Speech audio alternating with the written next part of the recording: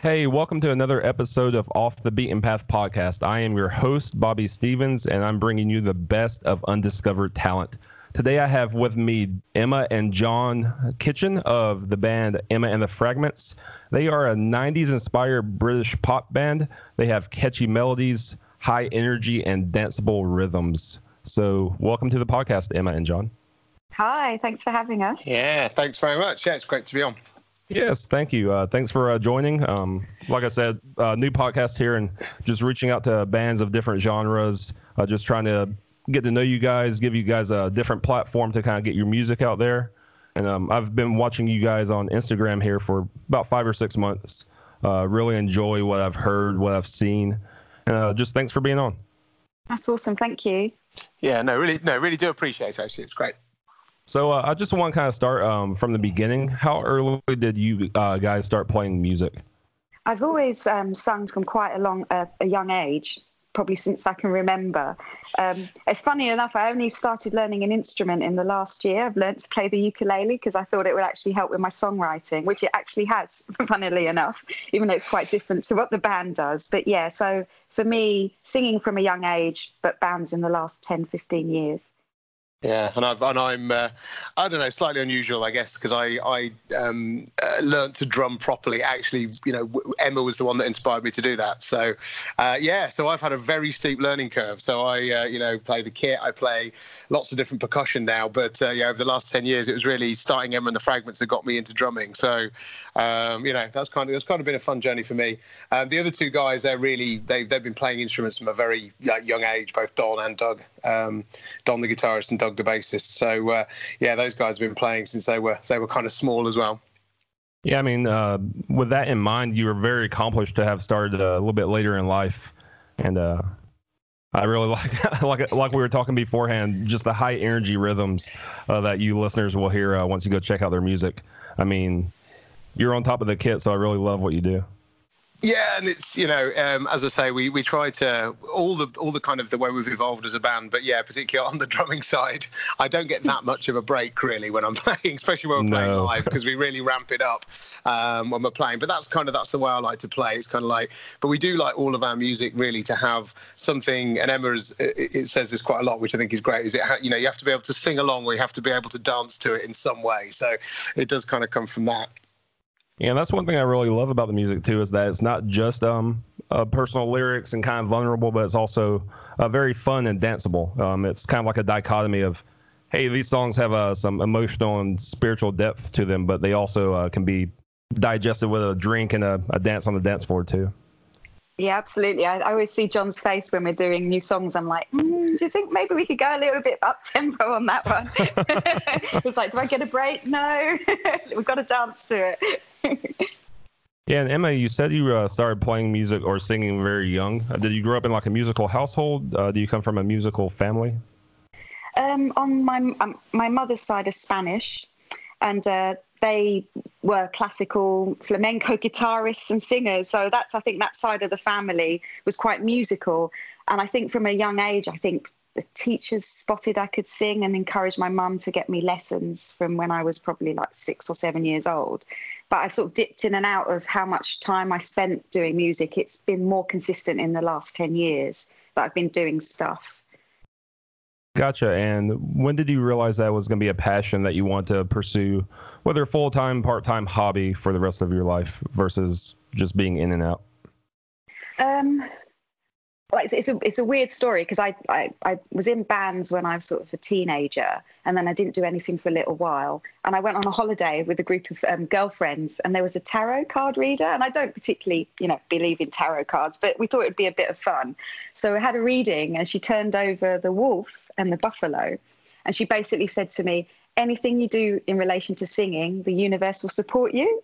And I was like, okay, she didn't know I could sing. This is really weird. So I sort of came back from the holiday and then responded to an ad on Gumtree. And that was the start of Emma and the Fragments. So that's where I became a full-time, even though I work, it was a full-time passion of mine. And something that I just hope I get to continue until the day I die, really. I love it so much. Yeah, most definitely. And we were talking beforehand.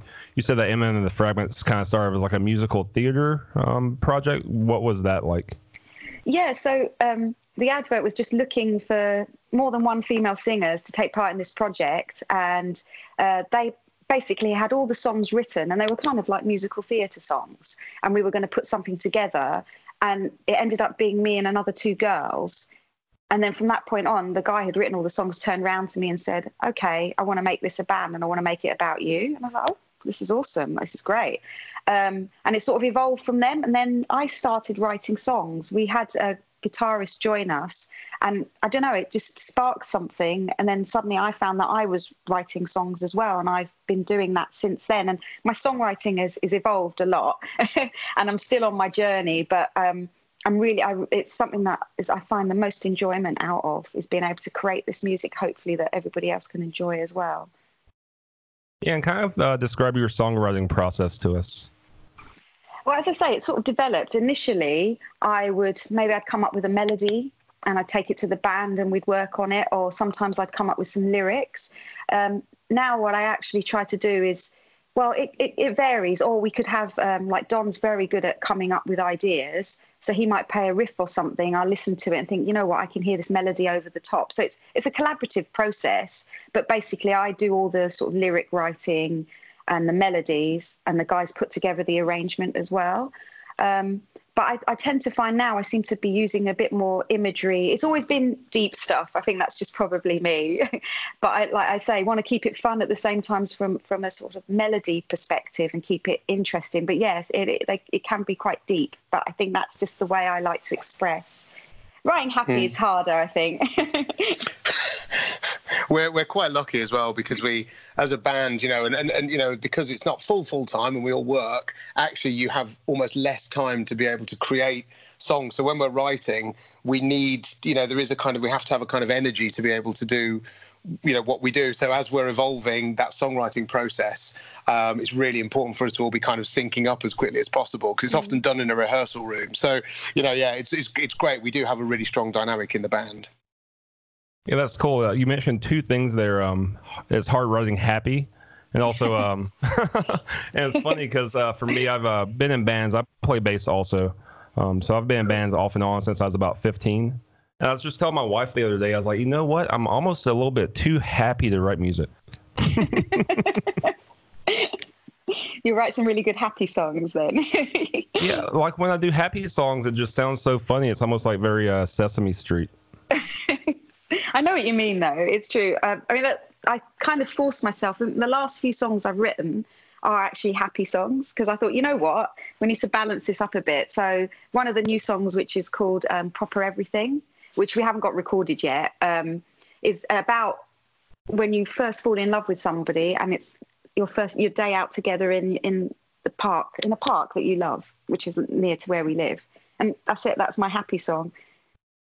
Yeah, so I I went blank. So with that, with your most recent songs, you said they aren't recorded yet. So kind of describe what those songs are going to look like. I know Doug, the bass player, is currently on a holiday. Mm-hmm. And you were saying in the beginning that when he comes back, you're planning on writing new music. Are you going to find that there's going to be more happy songs on the new EP, or will it be kind of a mix of what you've done in the past and kind of moving forward? It's kind of a mix. To be honest, we'll probably be doing the songwriting whilst Doug is away, because Don and I will do the core of it, and obviously Doug will come in and add in his bass lines when he returns. We've got 5 songs written so far. They are a mixture. There's 2 that are kind of happy and 3 that are a little bit more emotional. We want to write a ballad as well, so it'll take us up to 6. We'll probably we want to try to achieve an album's worth of material. It may take a while to record all of that, but so it's going to be a mixture. So I want to sort of have a mixture of emotions for each song, sort of representing a different type of emotion. So yeah. And do your songs come from like a very personal place, or are you kind of crafting stories that might not be necessarily yours, but something that's universal that people can connect to? It's kind of a mixture. It sort of get inspiration from different situations that have happened, and then maybe exaggerate some points of it. You know, for example, one of the songs I've written is called Part of the Wildlife, and it's actually about jealousy and about, you know, being the, you know, at the victim of jealousy, so to speak. And so it's written around that. But we've all experienced that. If there's been a person's not being particularly kind to you, and you know it's because they're jealous of you, and it's nothing you can do about it. But it's that kind of like, okay, you're jealous of me, but you know what? I'm okay and I can deal with this. So it's sort of written as inspiration, and hopefully everybody understands being in that position at some point in their life. Yeah, most definitely. And with the new songs, do y'all record in like a studio, or do you record in like a home studio? Like, is it a professional studio that you go to that you have a relationship with, or is it something that you do at home? It's a professional studio. In the past, we've used the same producer to do all our music, and we tend to work with him. Generally, just it's going in and recording it more than anything. We turn up with the songs fully formed. We practice them like mad to make sure that we use the time well in the studio. But yeah, it's professional recordings, basically. Yeah, gotcha. I was just wondering. I hear a lot of home recordings now that are of a different caliber. So. Oh, absolutely. Yeah. They can sound really good.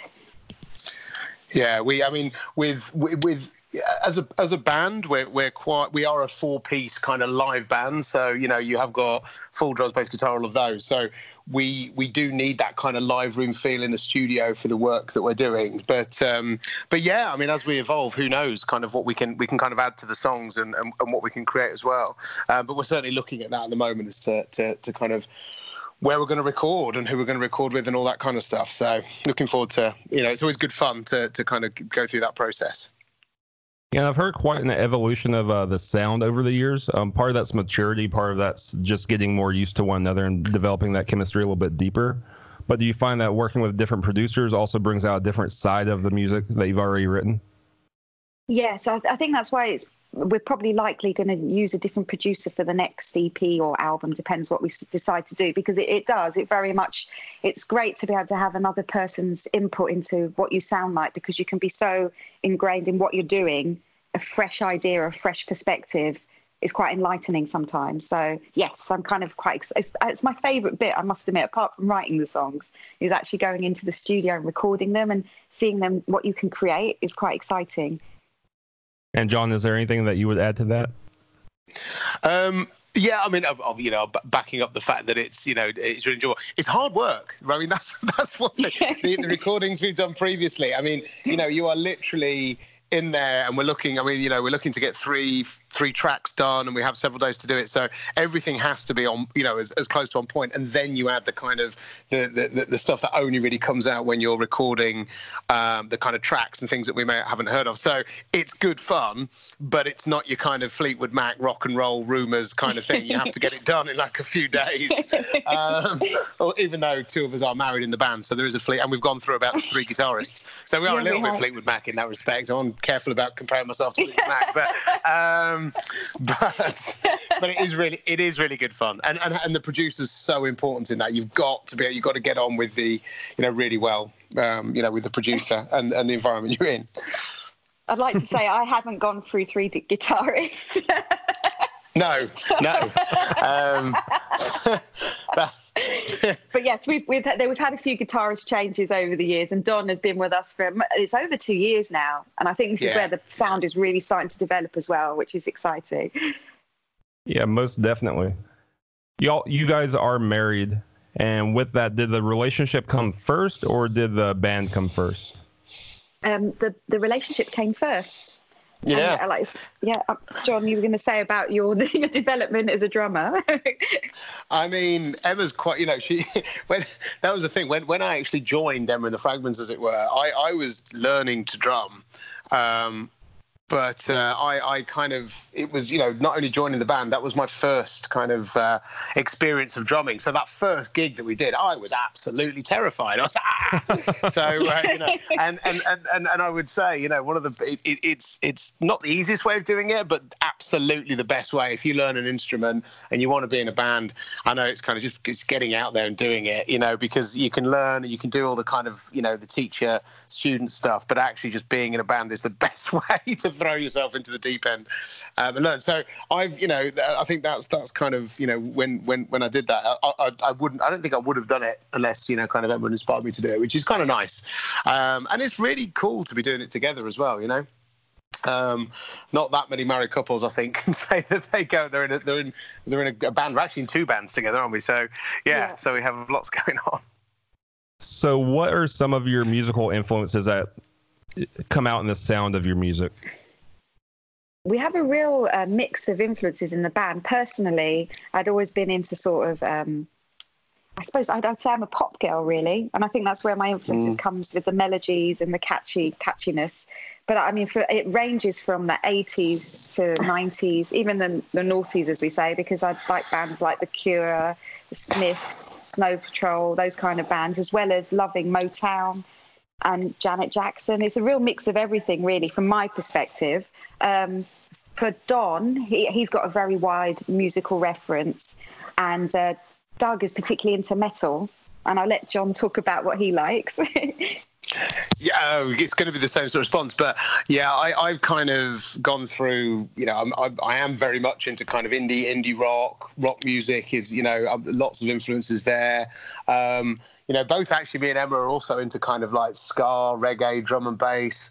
So it's different. No, it's weird because it's difficult to pinpoint, kind of punk features in there as well. So I would actually say out of all of us, Emma's probably got, sort of is more kind of pop and soul influences, which is brilliant because I think that's what kind of changes the dynamic of the band. So we really do. I mean, like Doug and Don both are, really into metal as well. I'm a little bit, and so that actually comes out in the music a little bit as well, just because you get these slightly heavier bass lines sometimes. But yeah, so it's kind of what we tend to do within each of the song. There's always a strain or an influence in there. So like, we kind of, like I say, it might be a bit of ska, might be a bit of like New Order, or even Depeche Mode might be coming through as a bit of a vibe, or The Cure. And so we always kind of do try to identify that when we're creating new songs, I think. Yeah, and definitely coming from an American perspective, I know a lot of the bands you just mentioned, but I heard a little bit of like No Doubt in there too. Yeah, absolutely. Yeah, so it's like that kind of No Doubt and Skank and Garbage, and real mixture of those things as well as influences. Yeah, and with the vocals, maybe like some 90s like pop rock, maybe like some Morissette, things of that nature. Absolutely, absolutely. And what would you say some of your non-musical influences are from other areas of life that aren't necessarily musical, but they also influence the music? Good question, that. I mean, I don't answer for Emma really, but I know.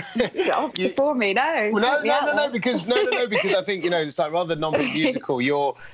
I do think that the kind of songwriting is a very visual thing. So your lyrics are often, you use very real life kind of situations and emotions, and that kind of pulls into the music quite a lot. So I think that I would say that's an influence from that features across the whole band, really. I suppose also because I actually dance as well. And I think for me, when I listen to music, I like to be able to make me move and feel it that way as well. So I think what we write is having the ability to dance along too. So dancing, I would say, as well. So more physical that way. Yeah, and what kind of dancing are you into? I saw some stuff on social media, maybe samba, if I remember correctly. Yeah, that's correct. Brazilian samba that's what I've been doing for the last probably 8-9 years, so probably at the same time as the band, really.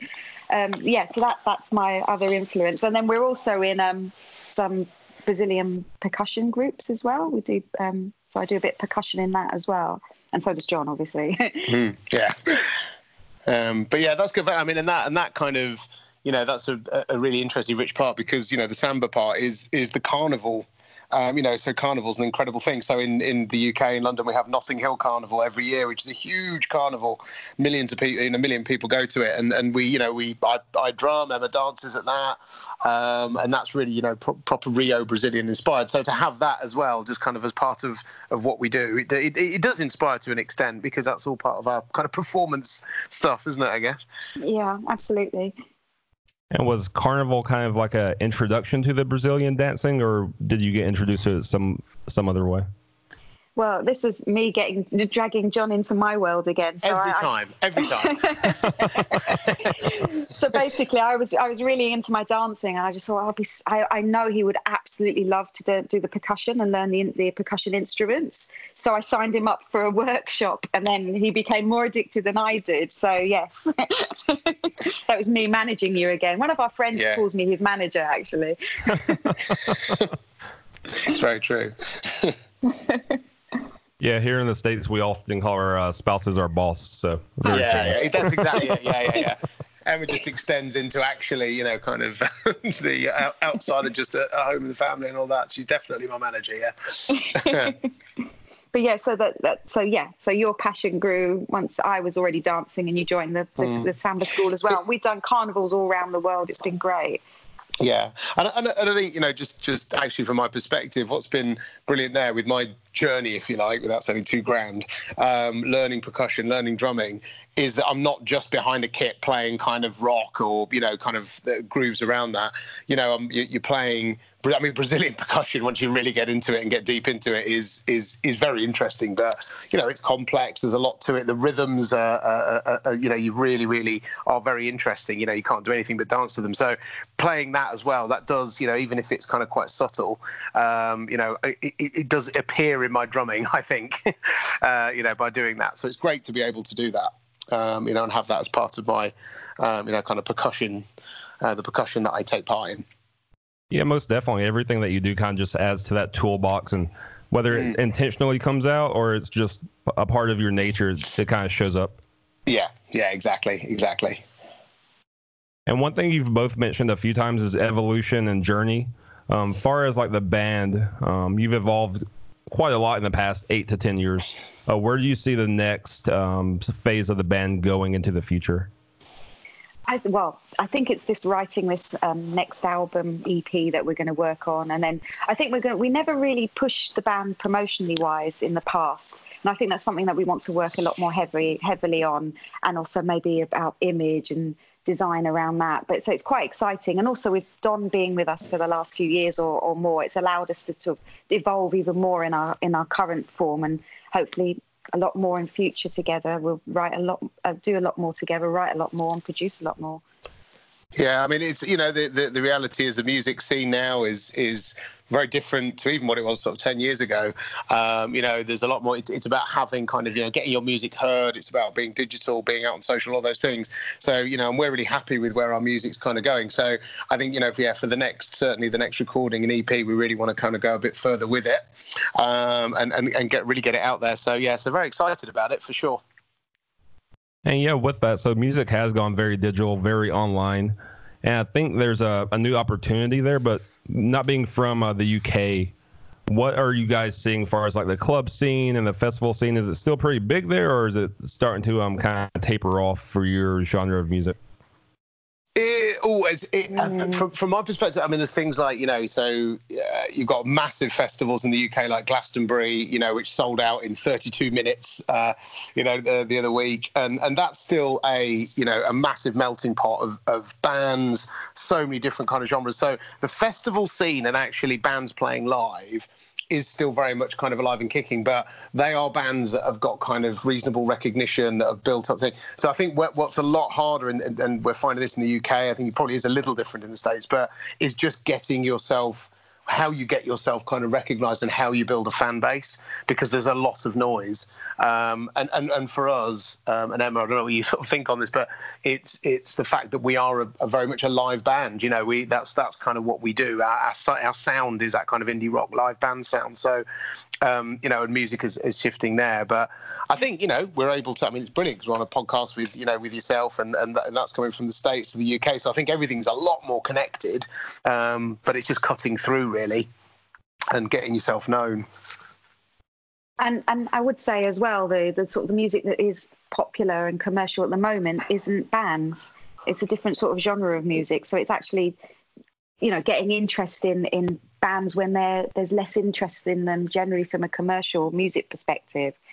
It's not really, you don't hear that many bands in the charts as much these days. compared to 10 years ago, let's say. Yeah. And also female fronted. I mean, the fact that we are a female fronted indie rock / pop band is quite unusual. You know, if you look at a lot of bands that are in our space, you don't have that many that are female fronted. So I think that's still quite, more unique probably than it should be.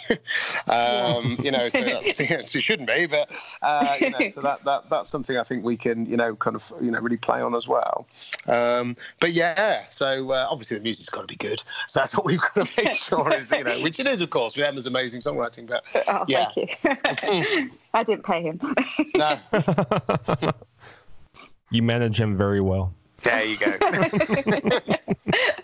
So in the UK, what kind of music is topping the charts that's kind of pushing bands to the lower rankings, I guess, if you will? I suppose we had, there's quite a bit of rap, EDM for a while as well, and more sort of commercial pop kind of music is less bands, really.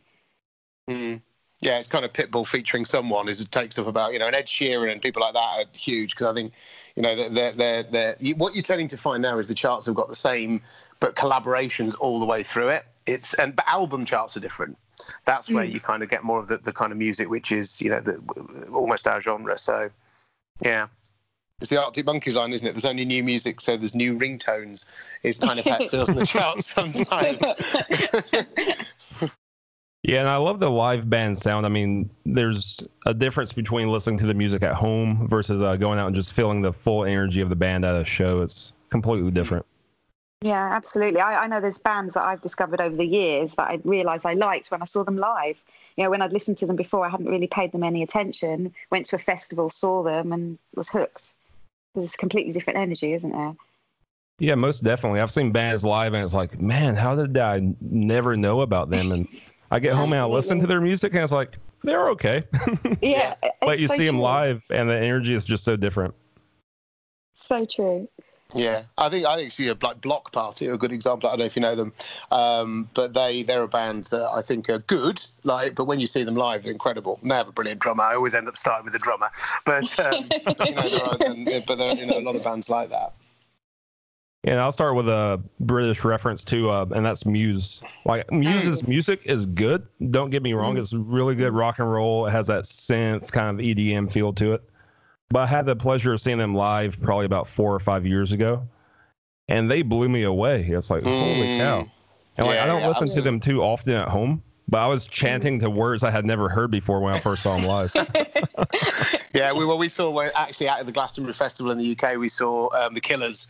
They were one of the headliners. And again, I do like the Killers a lot, but their set was just incredible live. They were an amazing set. So yeah, it's great to see. And I think that's what I say. I think live is good, and we do put a lot of energy into our live shows when we're playing. We play a lot around London, but the guys do. But I don't, because I'm sat down. But the guys, there's a couple of songs where they're bouncing up and down on stage, and Emma dances a lot, and our guitarist loves to wander around. So it's like, yeah, we do try and bring a bit of a show. And do you have any like pre-show rituals to get you in the energy for the show, or do you just kind of get up there and do it? We kind of get there and do it, don't we? Because sometimes because we work as well. Sometimes you're rushing from work to get to a gig and do your sound check and be ready. So you do have to sort of bring it. Yep. It's kind of just switching that mindset real fast. I've done that back in the day. It's like, oh man, I'm gonna be late to my own show. Like, how do I get in the mindset of absolutely going from working to putting on a show for these people? So I wanted to talk a little bit about some of the lyrics. I listened to some of your songs that you have up on YouTube. A couple of my favorites were Silently and Sanity. And the lyrics I want to talk about in Silently is, we must stop measuring our worth against others, not loving ourselves unless someone wants us. Yes, so that the idea from that song is about how there could be so many people that maybe not in a relationship or feeling alone, but they only feel they measure their worth unless someone loves them, instead of actually being comfortable and happy and loving themselves. Is that kind of idea, if you see what I mean? So you only love yourself because somebody's in love with you, but when you should love yourself, even if there isn't someone in love with you, it doesn't make you any less than you are. So it's that concept of people being alone and not reaching out to anyone and silently screaming. And for you, do you have any methods of finding that peace and equanimity inside yourself versus looking always to the outside? It's always difficult because we all love to be loved. You know, we want people. You know, we kind of feel if someone likes us, then you're okay. But I think it just because I'm fortunate to do all these different hobbies and get involved in loads of things for it, whether it's dancing or singing, anything like that, it brings me joy in that way. So I feel kind of proud and pleasure from getting immersed in those kinds of creative processes, etc., that sort of thing. So yeah, that kind of helps me. That makes that kind of gives me that equilibrium sometimes. Yeah, and with the creativity, do you feel like it's kind of pulling off layers of the difficult life, the pain, the suffering that we feel from time to time? Not just bringing out the joy that we feel and sharing that with the world, but maybe pulling off some of the scars and the band-aids that we experience. Yeah, absolutely. And sometimes I do feel quite vulnerable. You know, when you write a song and it is your creation and it comes from, you know, emotions that you've experienced and situations, and then you get on stage and you perform it. And at that moment you feel vulnerable. But in a way, I suppose that's part of the performance, and hopefully other people may feel your vulnerability and somehow connect with it and share the experience. And with you being so vulnerable, stereotypically, don't get upset if it's not true. You might have an education moment here for me. But British culture, stereotypically and culturally, doesn't have high notions of vulnerability and sharing personal life with strangers. Do you feel an internal conflict from the way you were raised to writing music that shares a lot of yourself with other people? Yeah, absolutely. Absolutely. I'm naturally an introvert, so already I'm not one of those people that would be that vocal about their feelings.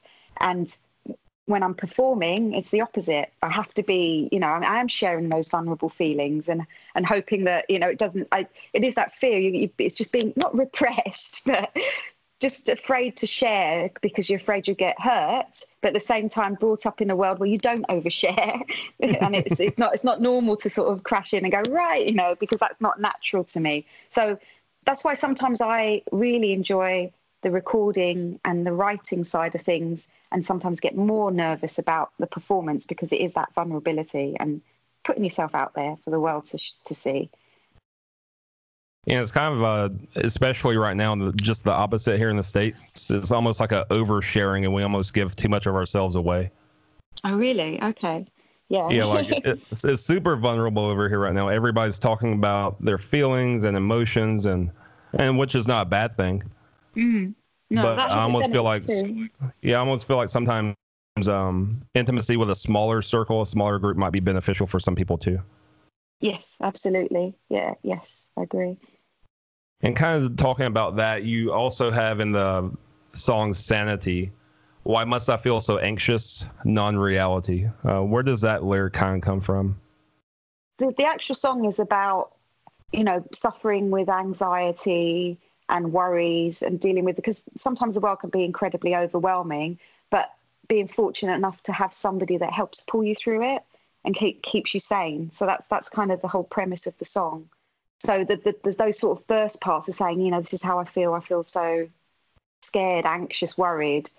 But in the sort of chorus and the pre-chorus, it's about that person that helps bring you through it. And is that person for you, John? Yes, it is. You're doing a good job, John. I do actually. I think not only about me, but I do feature, I think, in a couple of songs, which is lovely. Although one of the songs that's also about me is called Grumpy, so you know I won't. Or inspired by me, should I say? Inspired by you. Yeah. Yeah, and I want to get to that song in a second because it is very British in the fact that I had no idea what you were talking about. I had to go to the dictionary. Again. Yeah, it's a respectful insult. Yeah, so with the anxiety, do you have any methods that you do to overcome that? I think it's a variety of things. You know, sometimes I might use it to write songs. Like it helps that, for example, that song, it helps to sort of write down how I'm feeling, see if I can craft it into some things. Other times it's simple things like breathing, taking a deep breath, being aware of what's making me anxious, or writing down what makes me feel anxious. Or other times just sharing with people does help, those close to you. Because like I say, I'm not much of a sharer, so it's always just a few select people I do share with, which also helps. Yeah, I'm glad this conversation is coming more to the forefront, because I've dealt with anxiety off and on throughout my life, and I've seen friends and family also deal with it. And it's kind of just like a thing that's becoming destigmatized. So I think the more we talk about it and kind of share our personal perspective, I think the more people feel at home. Yeah, I agree, because we all can suffer with it. It's not uncommon, and in a world where we can get so overwhelmed and there's so much to worry about and feel anxious about, it does help. It's just finding the right people to share it with and talking about it more, because it's very common and it's understandable too.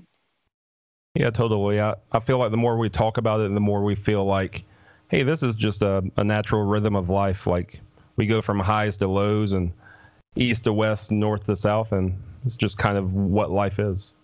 Absolutely, and it's okay. If you feel that way, there's not an issue being that way. It is what you are for that moment, but it's okay, and you can feel better.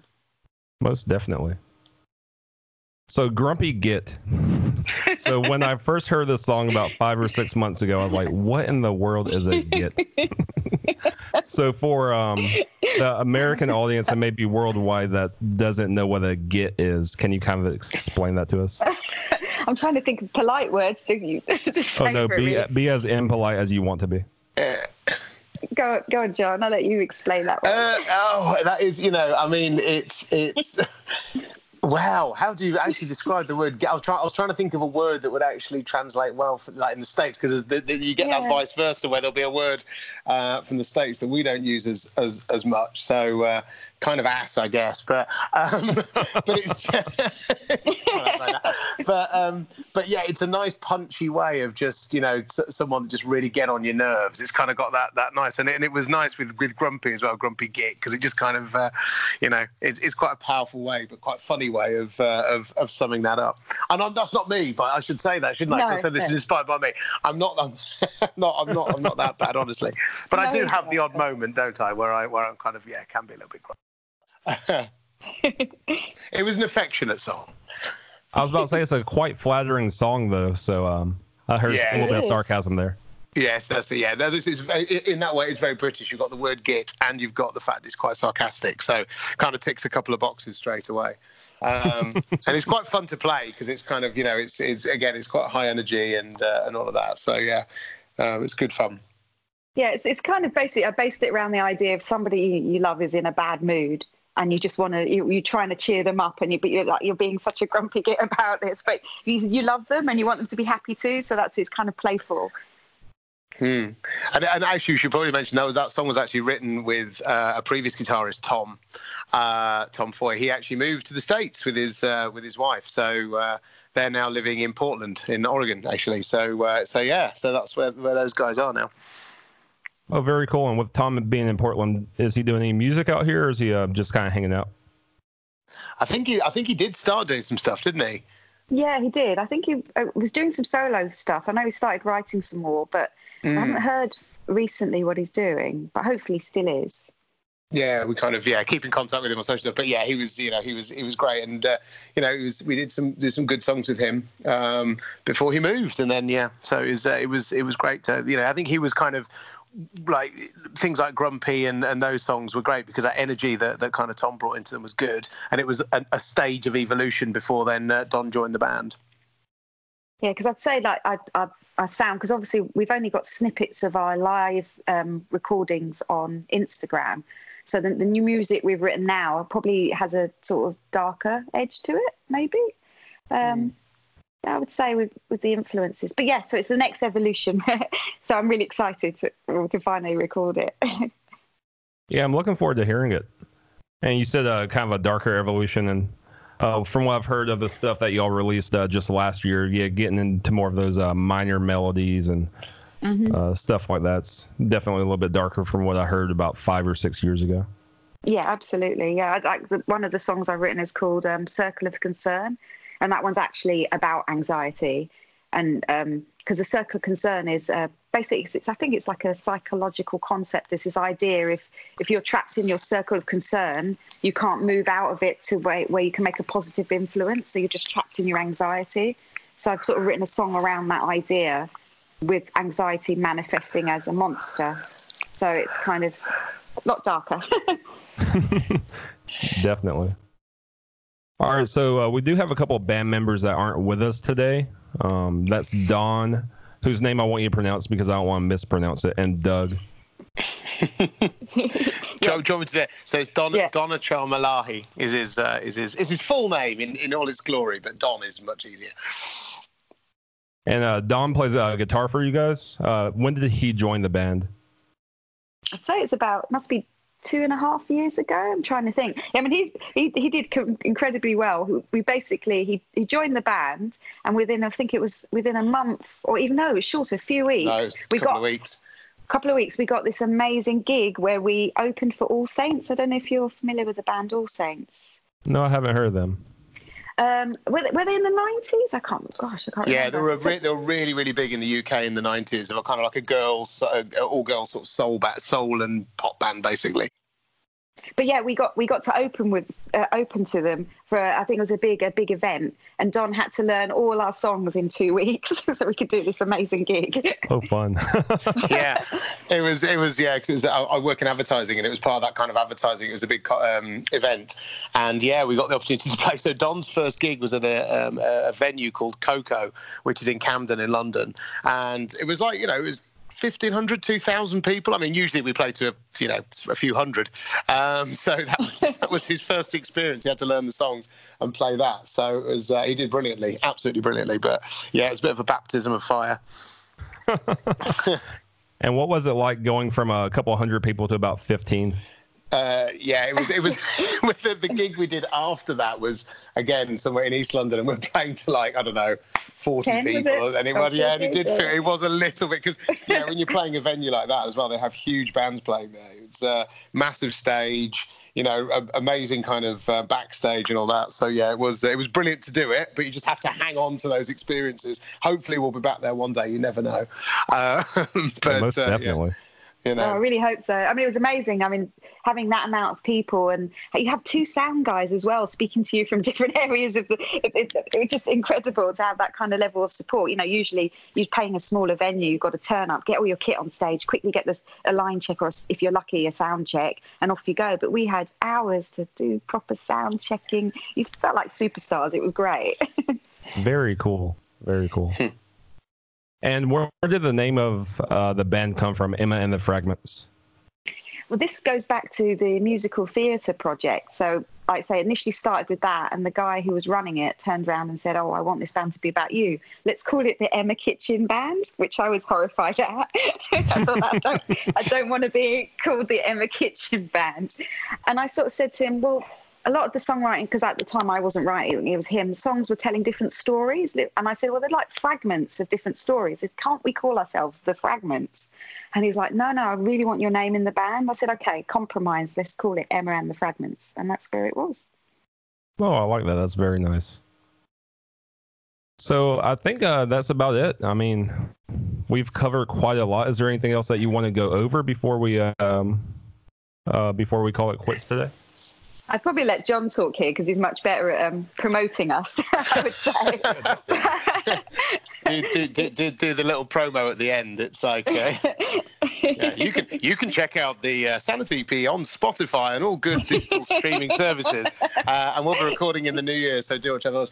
Now I think I do a bit of a shout out to Don and Doug as well. I mean, we're really blessed to have a brilliant band. Emma leads that, which is amazing, and those guys have just we really do have this fantastic dynamic, so we're very blessed with that. So I think it's just really about what we're going to be doing and how we're going to take that forward next year, which is really exciting. Oh, yeah, really exciting. And you said before we got started here that Doug was on holiday. What exactly is he doing currently? He told us about. And I keep like, I don't know why I keep blanking where he actually is. He's like in Bolivia or somewhere like that. He's going on this kind of. He's with his girlfriend and he's doing a proper traveling. But he's actually from New Zealand, so they're going traveling.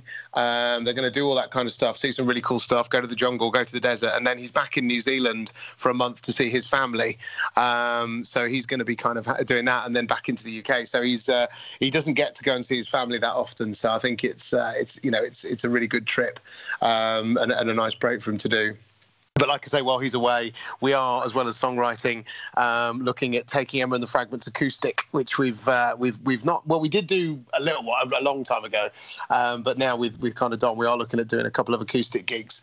So we're working on that at the moment as well. Yeah, hopefully we've got one lined up in a couple of weeks, so we need to get some rehearsals in to get into a ready state, which should be good. And when you do acoustic shows, is John still on like the full kit, or do you kind of strip it down to like just percussion or maybe like a cajon? No, I play give the cajon. Yeah. That's Very why I play cool. the cajon. Yeah, because the other band that me and Emma are in a band called Interpersonal, and that's all acoustic. So that's like acoustic sort of twists on acoustic covers and some originals as well. So we kind of do play acoustically in a different band. So it's like bringing some of that into Emma and the Fragments should be good. Yeah, very cool. Over here, I call that kind of like coffee house music. Like you go into a coffee house and you have a vocalist and a guitar player, cajon. It's just very light, beautiful, just kind of sets the environment. Yeah, it's good. We enjoy playing in that way. So, and I do think the songs, like, Don's good, working hard on that right now, probably. Yes. But thinking about how that all translates and kind of bringing the songs to that, like I say, that coffee house vibe. So yeah. So keep an eye on like Instagram, etc. And we'll definitely put some stuff up there from when we do the gig. Yeah, most definitely. I'm excited to see what it would be like seeing y'all's high energy danceable rhythms coming into like a acoustic coffee house vibe. That'd be different. Yes, absolutely. Yeah, definitely. Yeah, it's going to be fun. All right, cool. I just want to say thank you so much for coming on today. I really appreciate it. I'm very grateful. Our pleasure. Thanks for having us. Yeah, definitely. Yeah, and really, I really do appreciate it, and thanks a lot for keeping an eye on what we've been doing and getting into what we've been doing as well. It's it's something that we obviously we really enjoy. So being able to talk about it and get involved in the podcast is brilliant. Yeah, I really appreciate it. Like I hope this really helps you guys as well. But also, like you said, getting involved with the podcast. I just appreciate you being a guest on here and helping with my vision of being able to bring this different music to different people. Absolutely. It's been great to be part of it. Yeah. I just have a few questions to finish. So a quote I heard, I love quotes, by the way. A quote I heard, I love quotes. I very much compartmentalize a lot of life, and quotes really help navigate that. I like that. Yeah, so a quote I heard recently by an American artist, Mike Posner. He says, "I have a list of things I wanted to do after I got done doing the things I was supposed to do." And do you guys have a list like that? Things you've been putting off, thinking, I'm going to do this after I get done with these things I have to do, my obligations? There's always loads, I think, isn't there? Well, like a good example is I didn't play an instrument for years, and I started playing the ukulele a year ago. But I've had a guitar in my cupboard for decades, and I never picked it up. So that was on my to-do list, and I think I'm going to, hopefully, in the next few months, start doing that. Yeah, I must admit, I think the the stuff we really want to do, we'd love to do more. I think with the band, and it's kind of that balance between your day job and everything else, and doing that. So that's always battling each other a little bit. It's a kind of there's so much we'd want to do with the band that's much harder, because we do have to work. So lots in that. And next question. So if you had a message to your fans, and this is for both of you. I know, John, you're playing drums, but you also bring an energy. You also bring an energy, even though it might not be the vocals. If you had a message to your fans that you could sum up into 1 to 3 sentences, what would it be? Oh, that's a good question. John, can you go first and give me a bit of introvert thinking time? Nice. There you go. I would say just help us to be famous. How about that? No, Definitely. Listen, there you go. Yeah. So I think it's like we are a small band, but we think we've got music that we want to take to a wider audience. So if you're a fan of Emma and the Fragments, then help us share, tell your friends, do all that kind of stuff. That would be that would be something I'd always want them to do. Enjoy our music. If you really enjoy our music and enjoy our songwriting and what we do, then help us to kind of share that far and wide. Yeah, obviously I agree with that completely. Share, and even just to, and hopefully they feel a connection and feel inspired, and let us know if they're enjoying it too. So we get some feedback. That would be great.